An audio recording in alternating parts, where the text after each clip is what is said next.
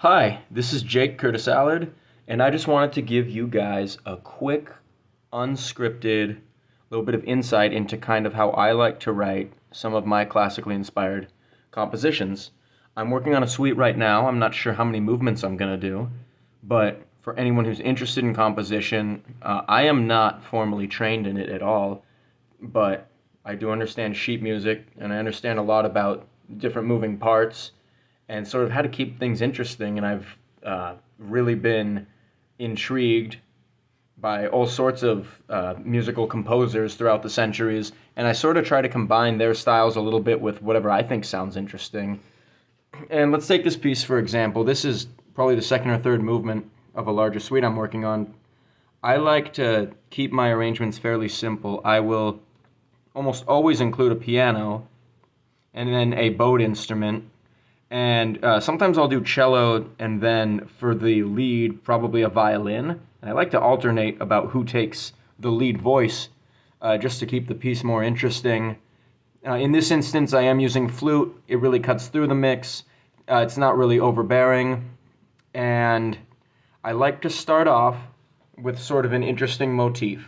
And if, in this instance, the lead is being played by the flute, sort of the memorable, singable part, I like, whether it's the cello or the piano, for there to be change-ups. So you see, starting off, the left and the right hand are playing in sync, and I immediately switch to chords to build a little bit of change in what you're hearing behind it, because it gets stagnant very fast. It's good to have these change-ups. You know, you don't want to go random. You still want it to lead somewhere, but for example, you can hear these different moving parts, and it's just so much more interesting. I'm going to play this little snippet. This is Muse score. This is what I use to compose, just because it's so simple.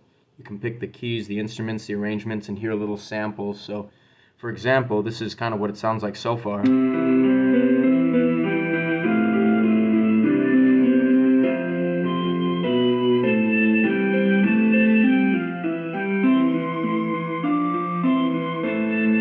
So, I won't play the whole thing for you, but as you can kind of see,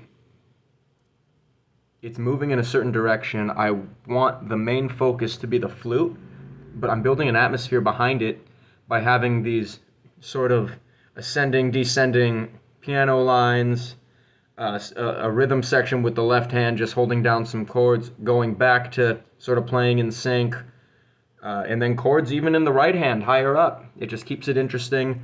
The cello, and I feel like a lot of lower instruments get forgotten and sort of left behind. They're sort of just thought of as background. I like to put cello in the forefront. I did that on my last ballet-inspired release that I came out with not too long ago. It's a short one, but it's really important to move something with, and you don't even have to stay in key. You can see right here, these sharps and flats. This is because I like to build a little bit of tension with some chromatic notes, just not very often, only when I feel like they can add some tension. And you'll see here, the whole flow of the song does change. I end sort of this very beautiful sounding section that then leads into some tension right here, and I think that really grabs the listener's attention. I'm using that word a lot. But let's kind of listen to how that change-up happens.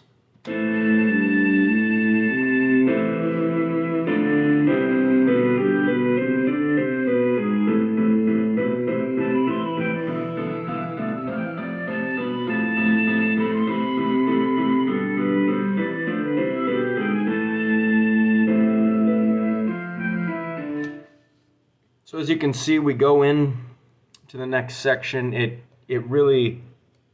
It's drastic, but it's fitting. It goes from that very beautiful, sort of almost medieval-inspired, soft melodic theme to, you have these piano chords just chugging along. You have the flute pause for a second for a little bit of a dramatic pause, and then it comes in with a very skillfully played, when it is played. Right now it's not. Sounding lead on top there, and then the song just continues. You really want to tell a story, or at least I do. That's the direction I like to go. So there's just been a short little insight into kind of my approach to composing music, in case anyone was interested or in case anyone was kind of looking for some inspiration on how to get started. I think it's good to start with whatever you hear in your head that sounds interesting, and then build behind it, and really just keep thinking about what it is you want to express, kind of what you want people to hear and feel, and create an atmosphere behind it. So happy composing to everyone who does, or anyone who just appreciates classical inspired music. Feel free to check me out on any streaming platform, Spotify, YouTube, Pandora, under my full name, Jake Curtis Allard. Those are all my compositions.